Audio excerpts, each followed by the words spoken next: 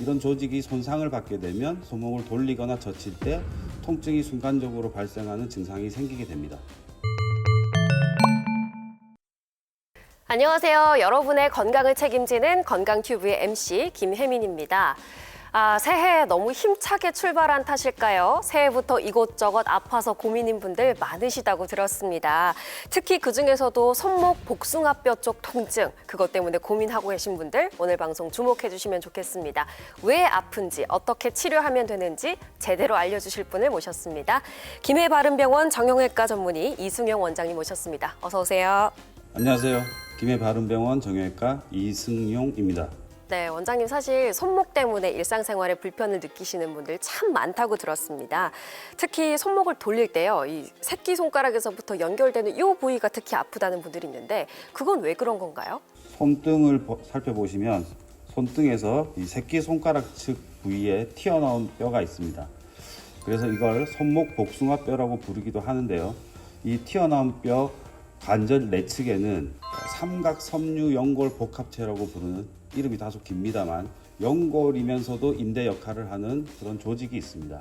이런 조직이 손상을 받게 되면 손목을 돌리거나 젖힐 때 통증이 순간적으로 발생하는 증상이 생기게 됩니다. 네, 삼각섬유연골복합체, 이 이름부터 심상치가 않습니다. 오늘 원장님과 함께 삼각섬유연골복합체에 대해서 제대로 알아보는 시간 가져보겠습니다. 여러분의 건강한 손목을 책임지는 건강 튜브. 원장님, 이름도 무려 9글자나 되는 이 삼각섬유연골복합체 어떤 부위인지부터 알려주시죠. 손등 부위에 손목의 새끼손가락 방향에 튀어나온 뼈의 이름이 척골입니다. 척골과 손목 관절이 이루는 이 공간을 채워주는 연골판이 있는데 그것의 명칭이 삼각섬유연골복합체이고 연골과 인대의 기능을 동시에 하는 구조물이라고 생각하면 됩니다. 연골의 역할, 즉 충격을 흡수하는 완충적인 쿠션 역할도 하지만 관절을 잡아주는 인대의 역할도 동시에 하게 됩니다. 생각보다 손목에서 굉장히 중요한 역할을 하는 부분이라고 봐도 되겠네요. 네. 그런데 제가 듣기로는요, 크게 다친다거나 아니면 삐었을 때, 그때도 물론 충격은 있겠지만 일상생활에서도 손목에 손상이 많이 간다고 들었습니다. 진짜로 그런가요? 예, 맞습니다.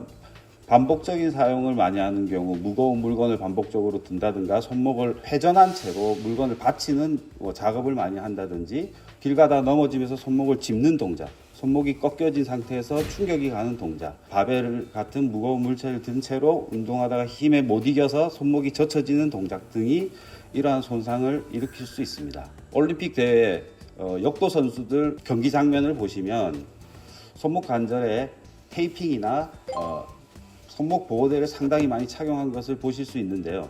하지만 일반인들이 그냥 가벼운 마음에 그런 보호대를 잘 착용하지 않은 채로 그런 웨이트나 이런 손목이 젖혀지는 운동을 하였을 때는 이러한 손상이 발생하기가 쉽습니다. 작다고 얕보면 안 되는 부위인 것 같아요. 저도 요리할 때 요즘 요리 프로그램 막 따라한다고 후라이팬 막 흔들다가 여기가 삐걱삐걱 할 때가 있거든요. 조심하겠습니다. 그 외상이 크지 않으면 사실 금방 병원으로 가진 않습니다. 좀 참아보기도 하는데요. 어느 정도 아플 때, 어떤 증상이 있을 때 병원을 찾으면 좋을까요? 삼각섬유연골체 손상은 연골 조직은 혈관이 많지 않기 때문에 이 조직이 다쳤다고 해서 피멍이 든다거나 부종이 심하거나 이런 증상이 그다지 발생하지 않습니다.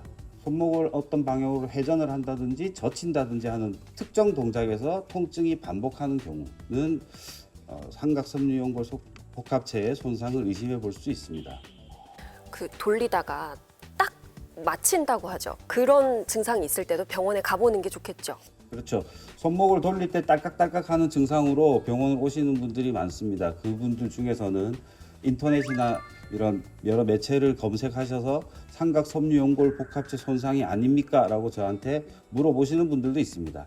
하지만 손목을 돌릴 때 딸깍 발생하는 연발음이 곧 삼각섬유연골 복합체 손상에서만 나타나는 것은 아닙니다. 다른 원인이 있을 수 있기 때문에 감별 진단하는 것이 중요합니다. 네, 얕보지 말고 꼭 병원에서 증상을 한번 진단 받아보셔야 되겠고요. 그렇다면 어떤 치료를 해주시는지도 알려주세요. 일단 급성기 손상인지 여부를 확인합니다. 확인하고 그런 급성기 손상이라 그러면 손목 관절을 사용하지 않도록 보조기라든지 부목 고정과 같은 일단 고정 치료와 또 통증을 줄여주기 위한 약물 치료 등을 시행하게 됩니다. 충분한 고정 치료와 약물 치료를 하였음에도 불구하고 통증이 지속된다면 삼각섬유연골 복합체에 손상이 있는지 여부를 확인하기 위한 정밀 검사를 진행하는 경우도 있습니다. 네, 혹시 수술도 할 수 있을까요?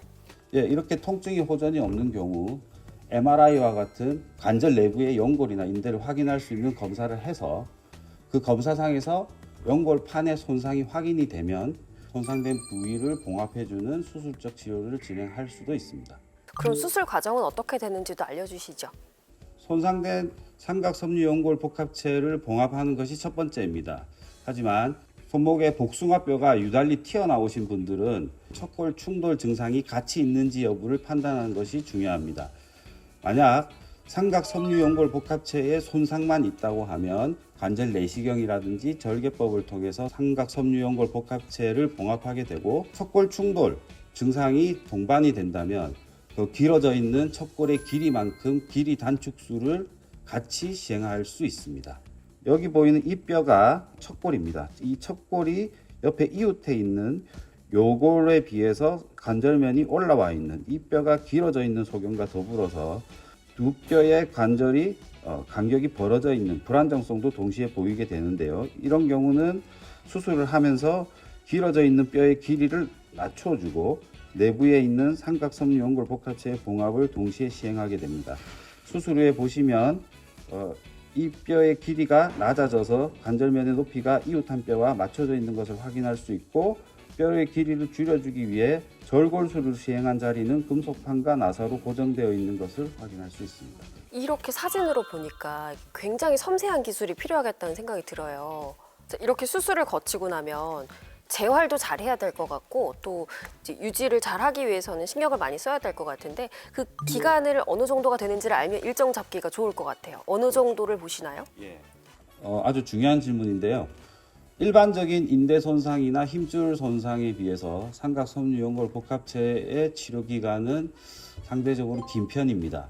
그래서 아까 보여드렸던 수술은 저희 같은 의사들이 하는 것이지만, 회복 과정에서 환자분들이 하셔야 될 깁스, 고정이라든지 보조기나 부목 고정 등의 노력은 환자분이 하셔야 되는 것이기 때문에 깁스를 좀 길게 하면서 기간을 충분히 최소 6주 이상 가져가며, 기부스 제거를 한 이후에도 보조기 착용 등을 통해서 손목 관절을 잡아 놓은 상태에서 운동을 시작하게 되고, 최소 치료 기간은 수술 후부터 약 3개월간을 설명드리고 있습니다.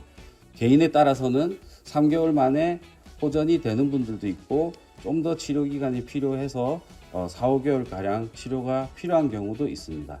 이렇게 치료 기간이 긴 이유는 손목 관절 내부에 있는 연골판에는 혈관 조직이 없기 때문입니다.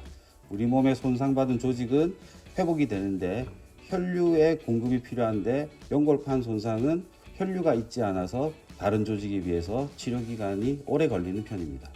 아이고야, 이렇게 몇 달 동안 회복 기간이 필요하다고 하니까 수술까지는 안 가야 되겠다라는 생각이 드는데, 근데 평소에 손목을 위해서 어떤 노력을 하지는 않았던 것 같아요.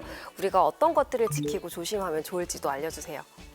일상생활에서 손목을 사용하지 않을 수는 없습니다. 하지만 손목 사용을 하되 손목 관절에 무리가 가지 않는 습관을 가지는 것이 중요합니다. 무거운 물건을 받칠 때 한 손으로 받치는 것보단 양손을 이용해서 받치고, 바벨을 든다든지 할 때는 반드시 손목 보호대를 사용하시고, 팔굽혀펴기와 같은 운동을 할 때도 손목을 젖힌 채로 바닥을 짚는 것보다는 푸시업 바를 이용해서 손목 관절이 젖혀지지 않도록 하는 것이 중요합니다.